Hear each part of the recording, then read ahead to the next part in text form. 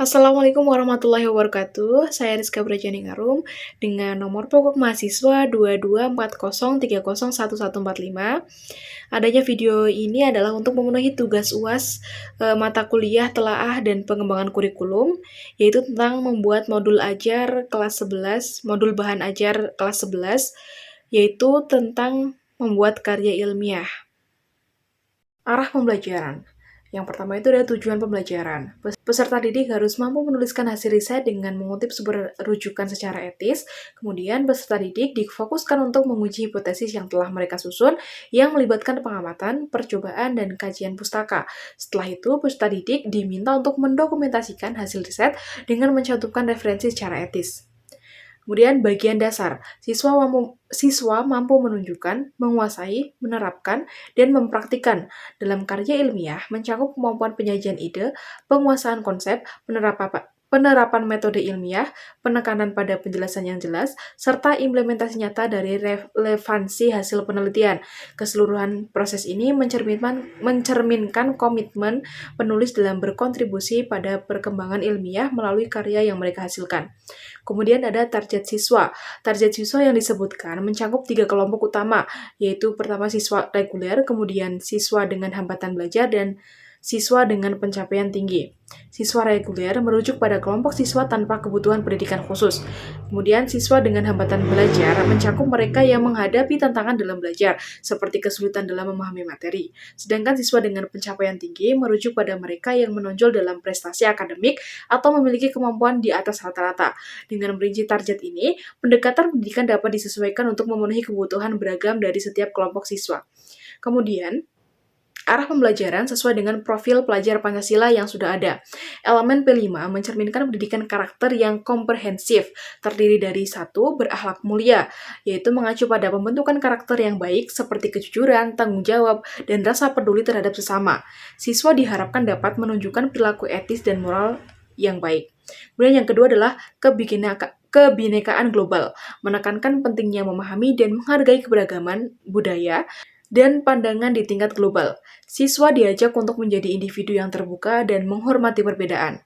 Kemudian yang ketiga adalah mandiri, mendorong perkembangan diri siswa agar memiliki kemampuan untuk mengambil inisiatif, mengelola diri sendiri, dan bertanggung jawab terhadap tindakan dan keputusan mereka. Kemudian yang keempat ada gotong royong, menggambarkan semangat bekerja sama dan kepedulian terhadap kepentingan bersama. Siswa diarahkan untuk berpartisipasi aktif dalam kegiatan kelompok dan membantu sesama. Kemudian yang kelima, bernalar kritis, yaitu menekankan kemampuan siswa untuk berpikir kritis, menganalisis informasi, dan mengembangkan sudut pandang yang rasional. Tujuannya adalah untuk membentuk individu yang mampu membuat keputusan yang baik. Kemudian yang terakhir adalah kreatif, menuju pada pengembangan kemampuan siswa untuk berpikir kreatif, menemukan solusi inovatif, dan mengeksplorasi berbagai ide. Pendidikan kreatif bertujuan untuk membentuk siswa menjadi individu yang inovatif dan berdaya saing. Melalui pemahaman dan implementasi elemen P5 ini, pendidikan berusaha membentuk siswa yang tidak hanya cerdas secara akademis, tetapi juga memiliki karakter yang kuat dan mampu beradaptasi dalam lingkungan yang beragam. Materi selanjutnya adalah membuat karya ilmiah.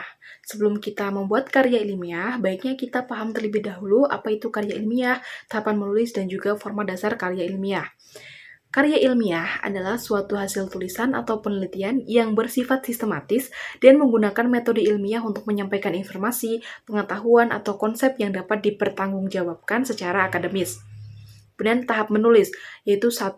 Pra-menulis. Fase pra-menulis adalah tahap awal dalam proses penulisan di mana penulis melakukan persiapan dan perencanaan sebelum memulai menulis. Ini melibatkan identifikasi tujuan tulisan, pemilihan topik, pengumpulan bahan dan atau data yang diperlukan, serta penyusunan kerangka atau rencana tulisan. Pra-menulis membantu penulis mengorganisir ide dan informasi sebelum masuk ke tahap penulisan yang sebenarnya. Kemudian yang kedua adalah penulisan. Tahap penulisan adalah saat di mana penulis mulai menuangkan ide-ide dan informasi ke dalam bentuk tulisan. Ini melibatkan penyusunan kalimat dan paragraf, penggunaan bahasa yang tepat, serta pemilihan struktur dan gaya penulisan yang sesuai dengan jenis tulisan yang dibuat. Proses ini memungkinkan penulis untuk mengembangkan gagasan secara lebih rinci dan logis. Kemudian yang ketiga adalah pasca penulisan. Fase pasca penulisan adalah tahap setelah penulisan selesai, di mana penulis melakukan revisi, pengeditan, dan peninjauan terhadap tulisan yang telah dibuat. Ini mencangkup pengecekan kesalahan gramatikal, perbaikan struktur kalimat, dan evaluasi keseluruhan alur argumentasi atau presentasi ide. Pasca penulisan bertujuan untuk memastikan bahwa tulisan mencapai tingkat kualitas yang diinginkan sebelum disampaikan atau dipublikasikan. Kemudian ada format dasar karya ilmiah, yaitu satu pendahuluan. Pendahuluan ini biasanya di dalamnya itu ada terdapat latar belakang, permasalahan, tujuan, dan manfaat. Kemudian yang kedua adalah tinjauan pustaka. Dan yang ketiga metode penelitian. Biasanya di dalamnya itu ada diagram alir penulisan, data dan informasi yang diperlukan, teknik pengumpulan data, dan teknik analisis data. Kemudian yang keempat itu ada analisis dan sintesis. Yang kelima, simpulan dan saran. Dan yang keenam, daftar pustaka. Kemudian yang terakhir itu ada lampiran. Berikut adalah beberapa contoh dari sebuah karya ilmiah.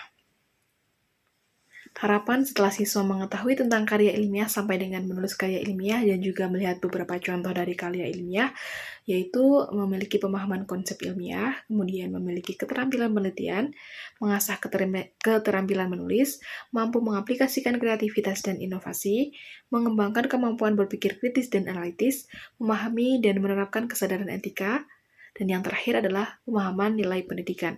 Dengan demikian, harapan ini mencerminkan upaya untuk membekali siswa dengan keterampilan dan pemahaman yang mendalam terkait dunia ilmiah, serta mendorong mereka untuk menjadi individu yang kreatif, analitis, dan etis.